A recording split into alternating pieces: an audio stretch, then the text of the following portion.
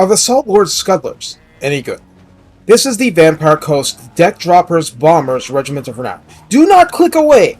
They're like Outriders with armor-piercing grenade launchers. Now do I have your attention? Good.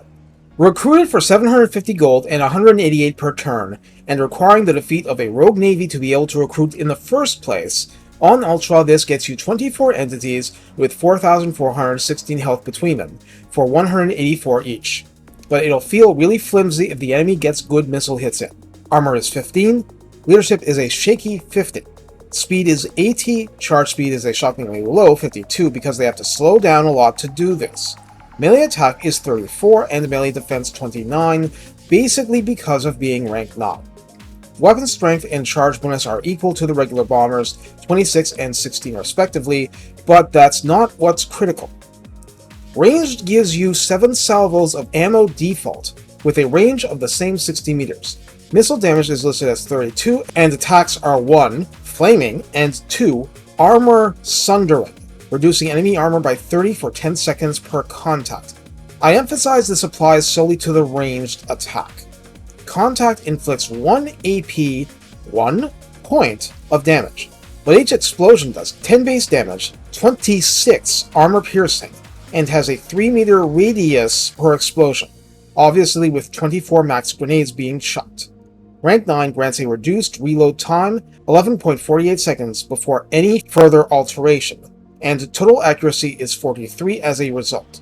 Calibration distance is 50, or 5/6 of the max range. Mass remains 400, same as usual.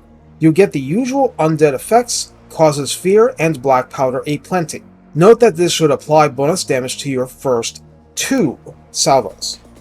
So against normal level opponents, it'll do a lot of damage and reduce armor by 30 to make the regular bombers or any other base damage you may be rocking, like mortar shells, do more damage as well.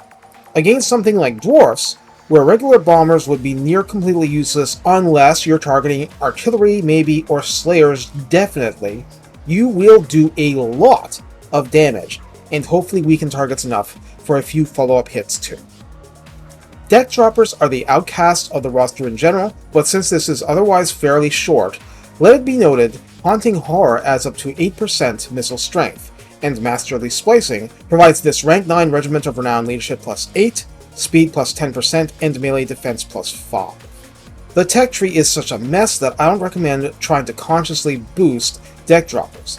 If you're picking up stuff you're also picking up for other units, just not the same units, that's why it's a mess. More to the point, how to use this unit varies. At times, you'll use it because it's the only RoR you have, which can be the case easily with Aranessa. At times, you'll use it as a wolf pack leader, softening targets up for the other bombers, or even regular deck droppers. It's emphatically not ideal, but you can drop into melee against missile units, and so on as a last resort, which is very rough against dwarfs generally.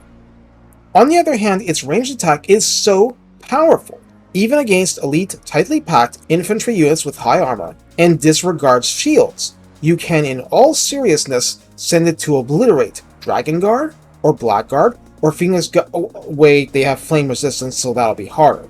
Point being, it's actually worth using a Gunnery White to bump up their ammo again, so they can go fight in the air longer, since their value plunges if they ever have to plunge and engage in melee, and they're still made of thin batwing membrane. But when they're on, it's glorious. Take care, and have fun getting very, very salty with foes who think they can take the heat.